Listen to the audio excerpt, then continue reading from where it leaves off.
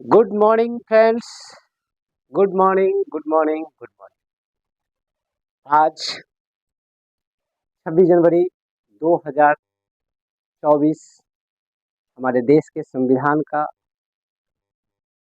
शुभारंभ दिन कह सकते हैं और गणतंत्र दिवस जिसको हम लोग बड़े हर्षोल्लास के साथ मनाते हैं। आज इस गणतंत्र दिवस के शुभ अवसर पर आप तमाम मेरे दोस्तों को, प्रिय मित्रों को गणतंत्र दिवस की ढेर सारी शुभकामनाएं। आज इस गणतंत्र दिवस के शुभ अवसर पर फिर से हम आपके सामने प्रस्तुत हो रहे हैं, प्रेजेंट हो रहे हैं और फिर से एक नई कहानी के साथ आपके सामने। आज उस कहानी पे हम लोग बात करेंगे, उस कहानी के बारे में डिस्कस करेंगे और उस कहानी के सारांश को समझेंगे कि वो कहानी क्या है। तो आइए फिर से एक बार आपको लिए चलते हैं उस कहानी की तरफ। वैसे फिर से आप लोगों ने जो हमारे कहानी को देखा, समझा, उसमें जो आपने कॉमेंट किया उसके लिए बहुत बहुत धन्यवाद आप लोगों का। और मैं आशा करता हूँ कि आप लोग उसको देख रहे होंगे, एंटरटेन कर रहे होंगे, आपकी तैयारी में कुछ ना कुछ फायदा अग्रसर कुछ ना कुछ उसमें आपको फायदा मिल रहा होगा। और मैं विश्वास के साथ इस वीडियो को आपके साथ कंटिन्यू कर रहा हूँ ताकि आपका रिजल्ट में कहीं से भी कोई कमी ना रहे। तो आइए इस कड़ी में आज जिस कहानी के साथ कहानी का डिस्कशन हम आपको साथ करने वाले हैं, उस कहानी वो कहानी है तीसरा कहानी आपके गोधली भाग 2 यानी 10वां का गोधली भाग 2 का तीसरा कहानी। कहानी का नाम है भारत से हम क्या सीखे। भारत से हम क्या सीखे, राइट। क्या कहानी का नाम है? भारत से हम क्या सीखे। अब भारत से क्या सीखे ये कहानी का नाम है, इससे अंदाजा आप लगा सकते हैं कि भारत से हम क्या सीखे, इसका क्या मतलब हो सकता है। इंसान से सीखा जाता है, जानवर से सीखा जाता है, भारत तो देश है, इससे क्या सीखना है। जब इस कहानी को हम देखेंगे, पूरी तरह समझेंगे तो पता चलेगा कि भारत से हम क्या सीख सकते हैं, भारत क्या है, इसकी वजूद क्या है, भारत में क्या क्या चीज है और क्या क्या चीज की संभावनाएं हैं। ये भारत से हमको सीखने को मौका मिलेगा। तो आइए इस कहानी में बात करते हैं। कहानी में आपको पता है कहानी के राइटर का ज्यादा इंपॉर्टेंस होता है, कहानी का भी इम्पोर्टेंस होता है, लेकिन राइटर उसमें राइटर का इम्पोर्टेंस ज्यादा मान देखा जाता है, राइटर्स के बारे में ज्यादा पूछा जाता है। तो सबसे पहला बात आपके सामने, भारत से हम क्या सीखे, कहानी के राइटर कौन है। अच्छा, भारत से हम क्या सीखे कहानी की विधा क्या है। विधा क्या है? तो वो भाषण है। क्या है? भाषण, स्पीच, भाषण है। भाषण दिया कौन है? जो दिया है वही लेखक है। दिया कौन है?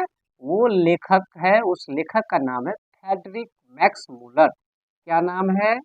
Friedrich Max Müller.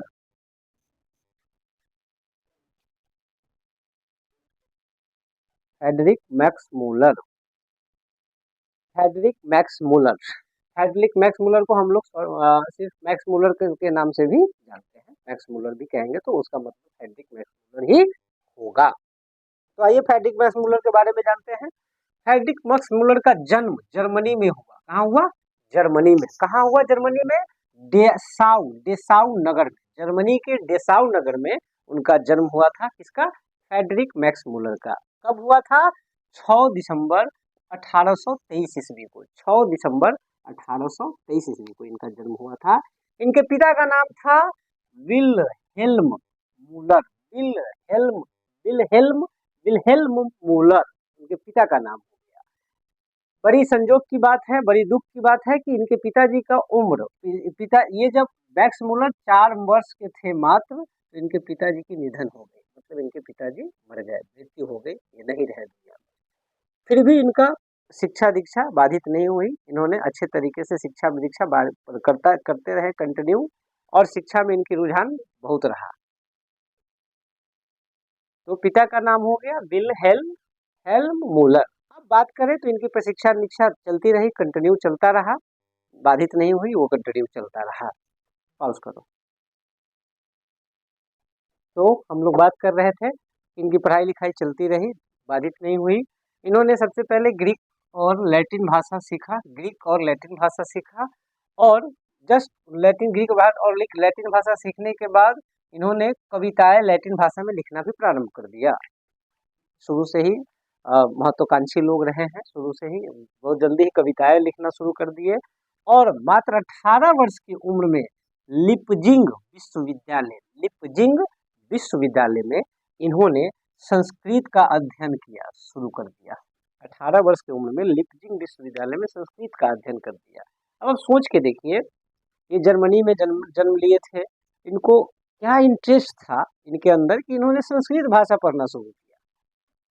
और संस्कृत भाषा पढ़ने के बाद, संस्कृत भाषा पढ़े और संस्कृत भाषा पढ़ने के बाद इन्होंने क्या किया, संस्कृत का जो कुछ हमारे यहाँ उपनिषद है, जैसे कुछ चीज़ें हैं जिसको उन्होंने जर्मनी भाषा में अनुवाद किया। तो ये पढ़ाई करने के बाद इन्होंने जर्मन भाषा में अनुवाद किया किस किस चीज़ का, हितोपदेश का, कठ और केन उपनिषद का, मेघदूत का, इन्होंने इन तीनों का जर्मनी भाषा में अनुवाद किया। अनुवाद कार्य इन्होंने इसका किया। अब जैसे इन अनुवाद कार्य किया, इनको संस्कृत से इतना लगाव था, ये लगाव इनको भारत ले आया, ये लगाव इनको भारत ले आया। और भारत के बारे में बात करें तो भारत के बहुत बड़े भक्त रहे हैं। मैक्स मुलर भारत के बहुत बड़े भक्त रहे हैं।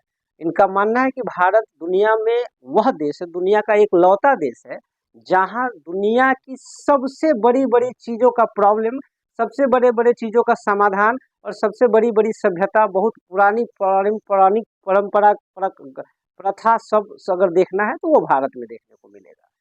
आज भारत से बहुत कुछ सीखा जा सकता है, ये तब भी कह रहे थे और ये भी कहे हुए हैं कि आने वाले समय में भी आप भारत से बहुत सारा चीज़ सीख सकते हैं। और इसी वजह से भारत जो इनकी अगाध आस्था थी, लगाव था, इस वजह से स्वामी विवेकानंद ने इन्हें वेदांतियों का भी वेदांती कहा है। अब परीक्षा में आपसे पूछा जाएगा वेदांतियों के भी वेदांती किसे कहा जाता है, तो मैक्स मुलर को। किसने कहा, तो स्वामी विवेकानंद। ये हमारा कुछ पॉइंट्स इसमें से बन जाएगा। अब इनकी स्टडी इतनी स्ट्रांग रहा, इतना बेहतरीन तरीके के रहा कि 1868 ईस्वी में 1868 ईस्वी में सामग्री सामग्री समग्री सम्रागी सम्रागी सम्रागी साम्रागी साम्रागी का मतलब हो गया रानी, रानी विक्टोरिया ने इनको 1868 ईस्वी में आमंत्रण दिया था। किस चीज के लिए आमंत्रण दिया था, तो आमंत्रण दिया था ऋग्वेद और संस्कृत की तुलना करना था भारतीय यूरोपियन भाषा से। किस चीज में के आमंत्रण में इनको बुलाया गया था, ऋग्वेद और संस्कृत की तुलना करना था यूरोपियन भाषा से, इसके लिए इनको बुलाया गया था। ये आए थे वहां पे, उन्होंने इतना शानदार तरीके से इसकी तुलना किया और उस तुलना से खुश होकर रानी विक्टोरिया ने इन्हें नाइट की उपाधि दी। नाइट की उपाधि के बारे में आपको शायद पता होगा। महात्मा गांधी को भी नाइट की उपाधि दी गई थी अपने हिंदुस्तान में, लेकिन जब अंग्रेजों का अत्याचार बढ़ता रहा, नाइट की उपाधि तो दे दी लेकिन अंग्रेजों का अत्याचार बढ़ता रहा, इस वजह से उन्होंने नाइट की उपाधि त्याग दी थी। महात्मा गांधी ने नाइट की उपाधि त्याग दिए थे, उन्होंने अस्वीकार कर दिया था, बाद में रिटर्न कर दिया था। उसी प्रकार से मैक्स मुलर को भी नाइट की उपाधि मिली और उन्होंने भी उस उपाधि को त्याग दिया। क्यों त्याग दिया, मैक्स मुलर को ये उपाधि बहुत तुच्छ लगा, बहुत छोटा लगा, उनको लगा नहीं बहुत छोटा है, इसलिए उन्होंने त्याग दिया, नहीं लिया। अब लास्ट इस तरह से इनका जीवन का कुछ इंपॉर्टेंट पॉइंट रहा और लास्ट में इनको कहा गया है भारत भक्त। जर्मनी का आदमी भारत भक्त, संस्कृत नुरानी और वेद के प्रति अगाध आस्था रखने वाले, वेद के प्रति अगाध आस्था था इनके अंदर।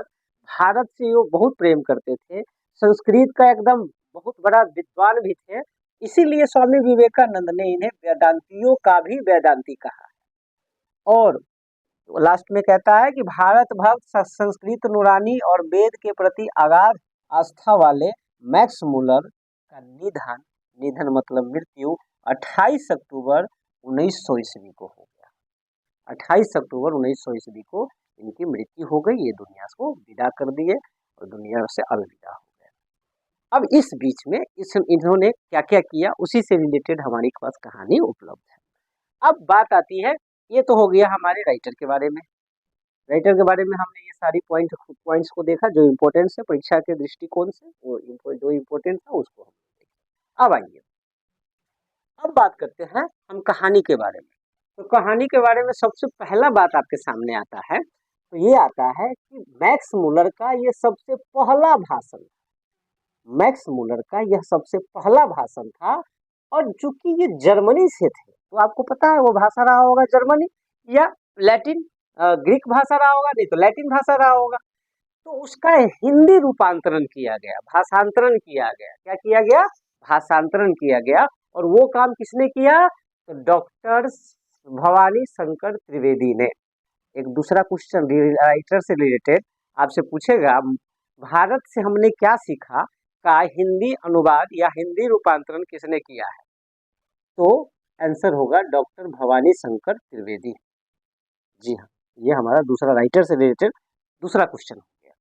तो कहने का मतलब राइटर तो ये हुए, लेकिन इसका हिंदी में रूपांतरण किसने किया? तो डॉक्टर भवानी शंकर त्रिवेदी। अब आइए कहानी में क्या होता है, कहानी में आपको लिए चलते हैं।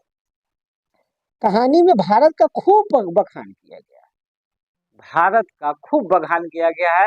कहानी को अगर आप पूरा पढ़ेंगे और कहानी जब पूरी तरह से देखेंगे, तो उसमें सिर्फ और सिर्फ ये देखने को आपको मिलेगा कि भारत का पूर्ण रूप से एकदम खूब बड़ाई किया गया, यूँ समझ लीजिए खूब बड़ाई किया गया, खूब अच्छा से बड़ाई किया गया। जैसे कि सबसे पहला बात है कि ये कहानी, ये भाषण कब दिया गया था? तो भारतीय सिविल सेवा, भारतीय सिविल सेवा में चयनित नवनियुक्त पदाधिकारी के सामने ये भाषण दिया गया था। आपको बता दें, जब भारत कभी ब्रिटिश भारत हुआ करता था, भारत जब अंग्रेज के गुलाम में था, तो इसका नाम ब्रिटिश भारत हुआ करता था। उस समय भारतीय सिविल सेवा में अभी जैसे भारतीय सिविल सेवा में परीक्षा होता है, इंडिया के लोग उसमें पार्टिसिपेट लेते हैं, इंडिया के ही ऑफिसर बनते हैं। उस समय में ऐसा कुछ नहीं होता था। उस समय में ब्रिटेन के लोग वहाँ चुनाते थे और वहाँ से वो नियुक्त होके और भारत में आते थे, शासन करते थे। वो ब्रिटेन के हुआ करते थे, यहाँ के लोगों को वो सिविल सेवा में जाने का मौका नहीं दिया जाता था। तो उस समय जो लोग उसमें चयनित हुए थे, जो नए नए लोग उसमें चयनित हुए थे, नवनियुक्त पदाधिकारी जो उसमें बने थे उनको ट्रेनिंग हो रहा था। तो एक साल पहले ये पहला बार उनको मोटिवेट करने के लिए, भारत के बारे में जानकारी देने के लिए इनको भाषण देने का मौका मिला था, और ये भाषण दिए थे। उसी भाषण का रूपांतरण यहाँ दिया गया है। इसी में भारत से हम क्या सीखे, इसी भाषण में कहा गया है, इसीलिए इसका रूपांतरण हिंदी में यहाँ किया गया है। तो सबसे पहला बात कि ये जो भाषण था वो किसके लिए दिया गया था? भारतीय सिविल सेवा में जो चयनित नवनियुक्त पदाधिकारी थे उनको दिया गया था। अब भाषण में क्या कहा जा रहा है, भाषण में, इस कहानी में, भाषण इन द सेंस इस कहानी में क्या कहा जा रहा है, इसको देखते हैं। कहानी में क्या कहा गया है कि सबसे पहले कहानी की शुरुआत होती है और कहा जाता है, कह रहे हैं उसमें कि सर्वविद संपदा, सर्वविद संपदा माने सब चीज से परिपूर्ण संपदा, प्राचीन सभ्यता, प्राचीन सभ्यता मतलब बहुत पुरानी सभ्यता, ज्ञान साधना, ज्ञान साधना मतलब ज्ञान का पूरा एकदम साधन करने, ज्ञान प्राप्त करने का साधन, जहाँ पे ज्ञान प्राप्त करना ज्यादा आसान हो, और प्राकृतिक वैभव आदि से परिपूर्ण संपूर्ण अगर कोई देश है तो वो भारत है। और उसी में कहा गया कि भारत, उसी लाइन के साथ आपको जोड़ा गया कि भारत स्वर्ग की छटा निखर, भारत को स्वर्ग की छटा निखरा हुआ देश हम कह सकते हैं कि भारत में एकदम पूर्ण रूपेण से स्वर्ग की छटा निखर रही, हम उस भारत में। भारत की अगर आप राजनीतिक स्थिति देखेंगे, भारत का ग्राफ देखेंगे, क्या बोलते हैं उसको, मैप देखेंगे, और भारत के लोगों को देखेंगे ना, तो आपको बड़ा ताज्जुब नजर आएगा। भारत के बारे में आप जानते हैं, ऊपर चले जाइए कश्मीर, नीचे चले जाइए कन्याकुमारी, इधर चले जाइए अरुणाचल प्रदेश, और इधर चले जाइए गुजरात। इतना लंबा चौड़ा देश, जिसको देश नहीं महादेश भी कहा जाता है, उप महादेश भी कहा जाता है। आपको बता दें यहाँ कितने सारे लोग हैं, किस तरह का खान पान है, किस तरह की सभ्यता है, कैसी परंपरा है, कश्मीर का क्या रीति रिवाज है, कन्याकुमारी का क्या रीति रिवाज है, अरुणाचल का क्या रीति रिवाज है, गुजरात का क्या रीति रिवाज है, और इतने सारे चीजों को समेट कर एक भारत बना हुआ है। इसी से हम अंदाजा लगा सकते हैं कि भारत में कितनी बड़ी बड़ी सभ्यता और परंपरा चल रही है। भारत में एकदम अजूबा देश है, मजा, मतलब गौर से सोचिएगा ना, मजा आ जाएगा कि हम उस देश, कहा हम उस देश के वासी है जिस देश में गंगा बहती है। यहाँ गंगा नहीं, गंगा नहीं, जमुना सरस्वती सब बहती है, लेकिन हम उस देश के वासी है जिस देश में गंगा रहती है। गंगा को हम लोग गंगा नहीं, गंगा मैया कहते हैं, माँ का नाम से दर्जा दिया जाता है, हम उस देश के निवासी हैं। और आज इस कहानी को सुन के आपको और भी गर्वान्वित महसूस होगा कि हमारे विदेश में भी कुछ ऐसे लोग हैं, कुछ ऐसा जगह है जहाँ पे भारत के बारे में कहा जा रहा है कि इतना सारा चीज। अब सोचो, कहा जा मैक्स मुलर जर्मन के रहने वाले हैं और वो कह रहे हैं कि स्वर्ग की छटा कहीं निखर रही है तो वो भारत में निखर रही है। इसका मतलब क्या होता है? इसका मतलब ये होता है कि हम एक अजूबे देश में हैं। अब सोच के देखिए ना, आप अंदाजा लगाइए कितने समुदाय, कितनी जाति, कितनी प्रजाति, और सब हंसी खुशी एक साथ रह रहा है। भारत को एक शान मान की तरह अंदर से गर्व आपको उस देश में। आगे बढ़ते हैं। कहा जा रहा है, राइटर भाषण में वो जो नवनियुक्त सिविल सेवक जो है उनको कह रहे हैं कि अगर आप सच्चे भारत, अगर आप सच्चे भारत का दर्शन करना चाहते हैं, सच्चे भारत का दर्शन करना चाहते हैं तो आप जाइए भारत में। और भारत में अगर सच्चे भारत का दर्शन करना है तो भारत में शहर में जाके मत दर्शन कीजिए। इनका कहना है कि लोग जो बाहर से जाता है घूमे तो शहर में जाता है, मुंबई, दिल्ली, कलकत्ता, मद्रास, चेन्नई, शहर टाउन में जाता है, घूम लेता है, और घूम के उसको लगता है हम भारत घूम लिए। नहीं, भारत का अगर सही में आपको दर्शन करना है तो आप भारत के गांव में जाइए, तब आपको पता चलेगा कि भारत क्या है। शहर में तो लोग व्यस्त है, गांव में आपको एक परंपरा, एक सभ्यता, एक संस्कृति देखने को मिलेगा। तो ये कहते हैं कि अगर भारत का सच्चे रूप में दर्शन करना है तो आप भारत के गांव में जाइए। भारत गांव में बस्ती भी है, भारत में गांव की संख्या सबसे ज्यादा है, और भारत गांव में बस्ती भी। उसमें आगे कुछ और बात कही गई है, जैसे उसमें क्या कहा गया, एक एक पॉइंट को बहुत बड़े बड़े एक्सप्लेन तरीके से एक्सप्लेन किया गया। मैं आपको कीवर्ड में उसको आपको क्लियर करवाता हूँ। जैसे उसमें लिखा, उन्होंने कहा, उस कहानी में लिखा गया है कि अगर आप भूविज्ञान के बारे में जानना चाहते हैं, भूविज्ञान, भूविज्ञान मतलब पृथ्वी, जियोलॉजी, उस विज्ञान के बारे में जानना चाहते हैं तो आप भारत। उसके बाद कहता है कि अगर आप वनस्पति विज्ञान के बारे में जानना चाहते हैं तो कहाँ जाइए? भारत। अगर आप जीव जंतु के बारे में पढ़ना चाहते हैं, उसके जानने के उत्सुक है तो आप भारत में जाइए। पूरा पूरा तत्व प्रेमी है, पूरा तत्व प्रेमी है तो आप भारत में जाइए। तो माय डियर फ्रेंड्स, हम लोग कहाँ थे? यहाँ पे कि इनका कहना है, उस कहानी में कहा गया है, जिक्र किया गया है कि अगर आप जीव जंतु के बारे में पढ़ना चाहते हैं, जानना चाहते हैं तो आप भारत जाइए। पुरातत्व प्रेमी है तो आप भारत जाइए। अगर आप सिक्कों के बारे में अध्ययन करना चाहते हैं तो कहाँ जाइए? भारत जाइए। मतलब भारत में किसी भी चीज का अध्ययन करना चाहते, किसी के बारे में आप उत्सुक है, जानना चाहते हैं, पढ़ना चाहते हैं, खोज करना चाहते हैं, अब भारत जाइए।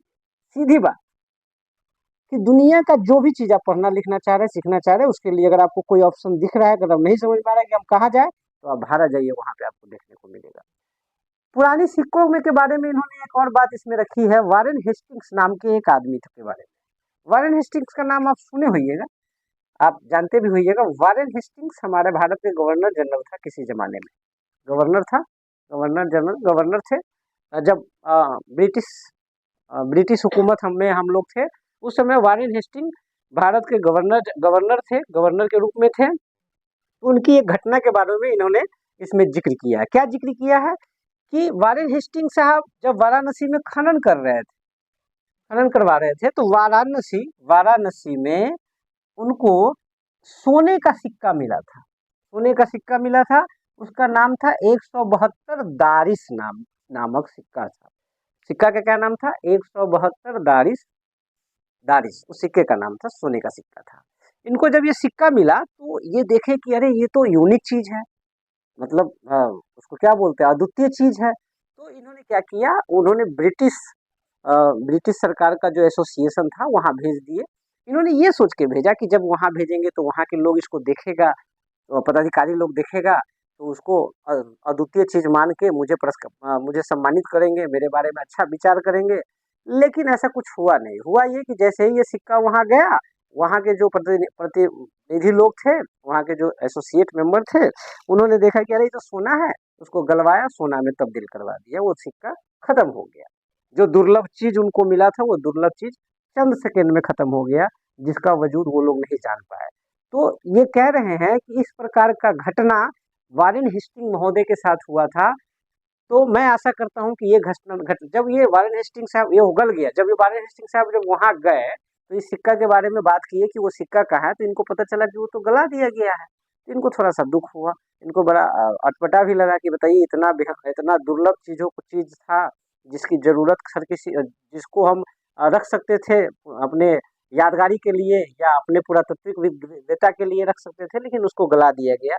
लेकिन वो तो गल चुका था, उसका दूसरा कोई उपाय नहीं था, वो रिटर्न आ नहीं सकता था।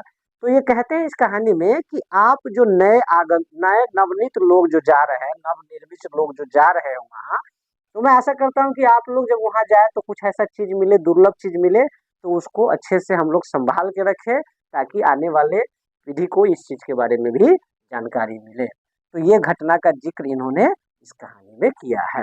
ये घटना दोबारा न घटे, मैं तो यही चाहूंगा, बाकी आप लोग भी यही चाहे। आगे बात करते हैं कहानी में।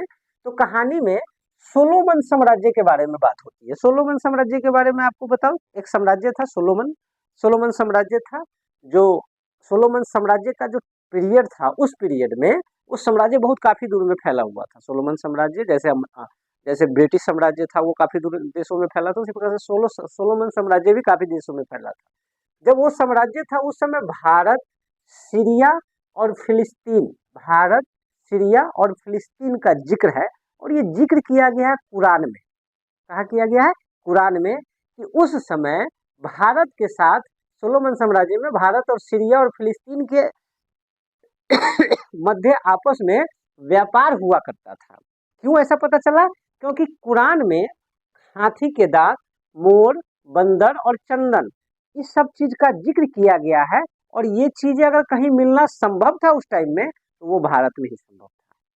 तो इसलिए ये कहा गया है कि उस समय, उस जमाने में, सोलोमन साम्राज्य के टाइम में भी भारत में ये व्यापार हुआ करता था। तब की बात ये बताते हैं कि उस समय ये व्यापार वहां से हुआ करता था। आगे चल के वो सब नष्ट हो गया, खत्म हो गया, रास्ते खत्म हो गए, बहुत सारा चीज खत्म हो गया। ये एक और भी जिक्र करते हैं इस क्रम में कि जैसे मान लीजिए आज अमेरिका है।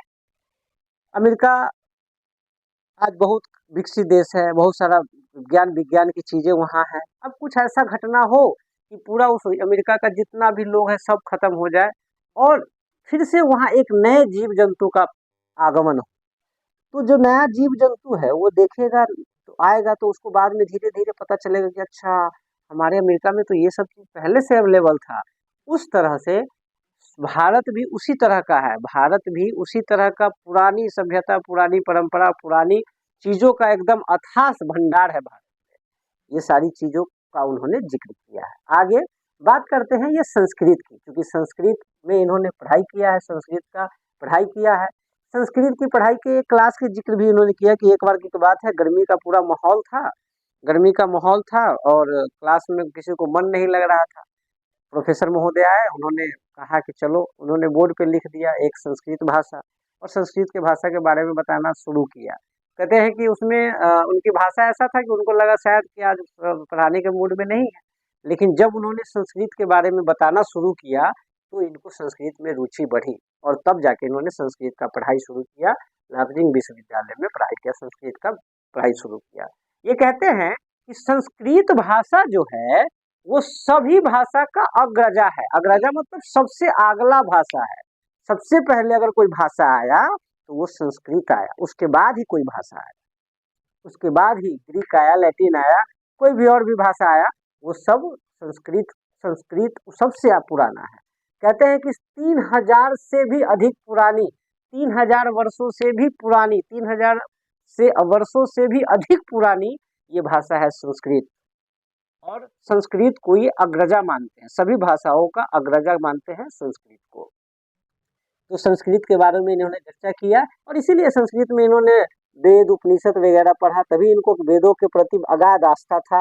आपको पहले ही बता दिया, इनको वेदांतियों का भी वेदांता कहा गया है।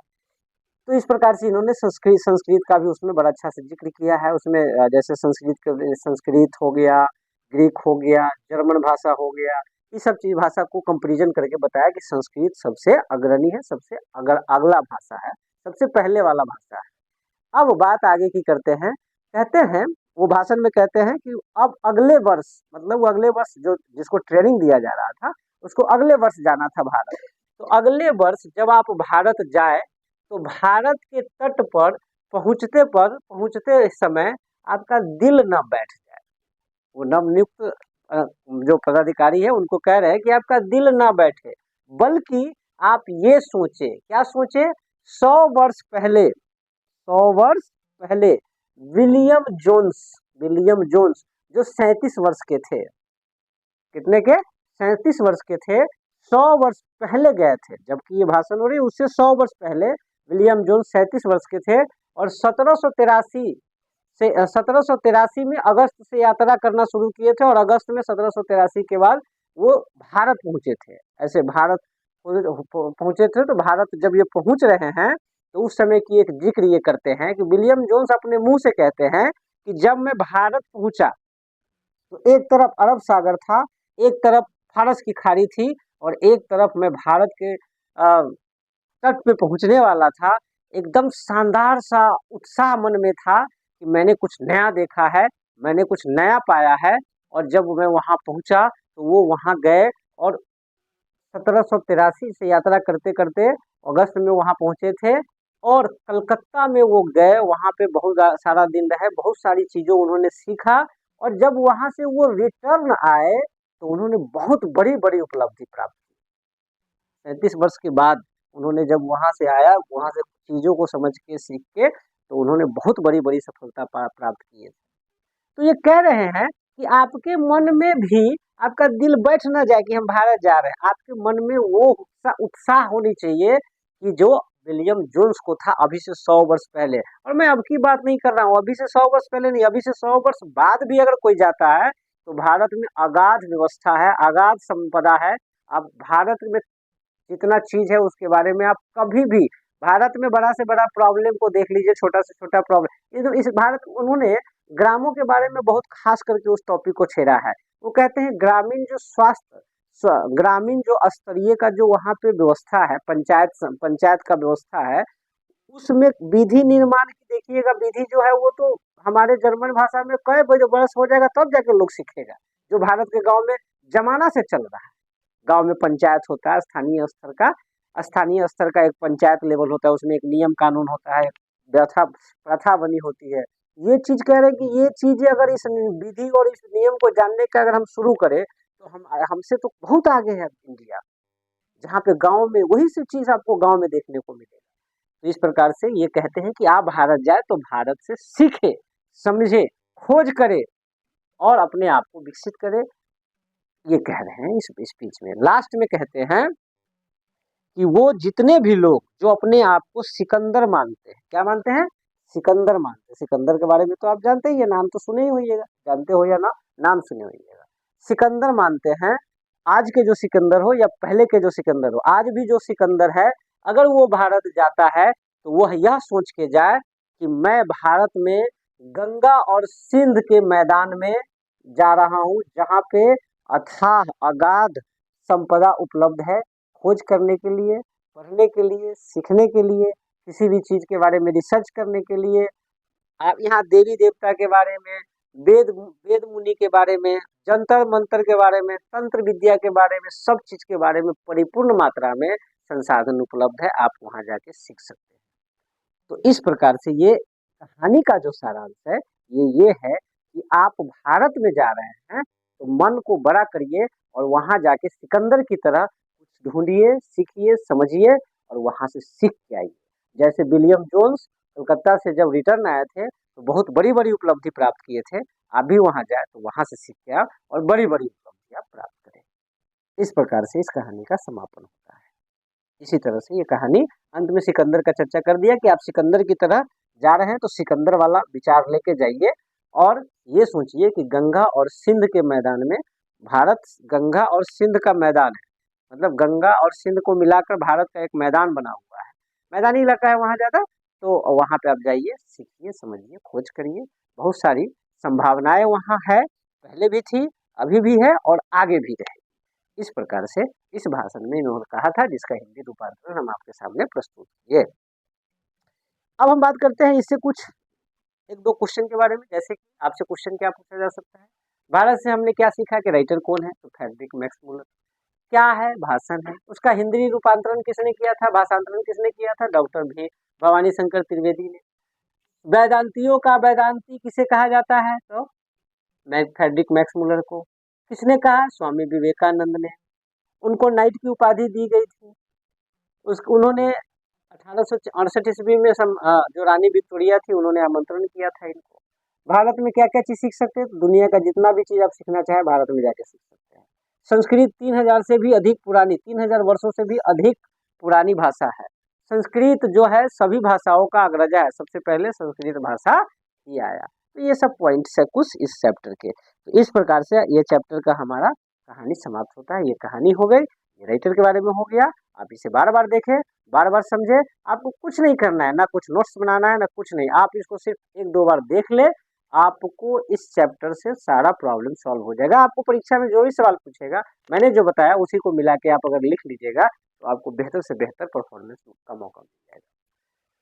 तो इस प्रकार से माय डियर फ्रेंड्स, आज का हमारा ये कहानी समाप्त होता है यहीं पे।